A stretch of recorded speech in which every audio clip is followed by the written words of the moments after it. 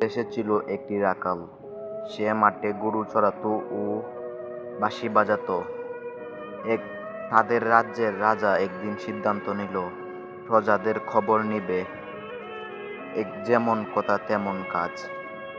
একদিন রাজা বের হলো তাদের রাজ্যের খবর নেওয়ার জন্য। তারপর রোদে রাজা মাথা ঘুরিয়ে পড়ে গেল। রাখালটি দূরে এসে রাজাকে ধরে তাদের বাসায় নিয়ে গেল। তখনও রাজা বলে নাই রাজাকে। একবার রাজা ডুল পিটিয়ে ঘোষণা করতে লাগলো, রাজা তাদের একটি নতুন ভাই বানাবে একজনকে।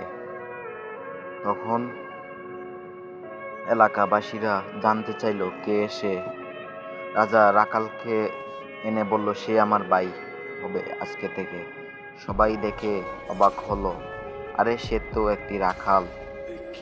এভাবেই দিনকাল চলতে থাকলো, কিন্তু রাখাল তার বাঁশি বাজানো আর গরু চড়ানো ছাড়ে নাই। আমাদের চ্যানেলটি ভালো লাগলে সাবস্ক্রাইব করবেন।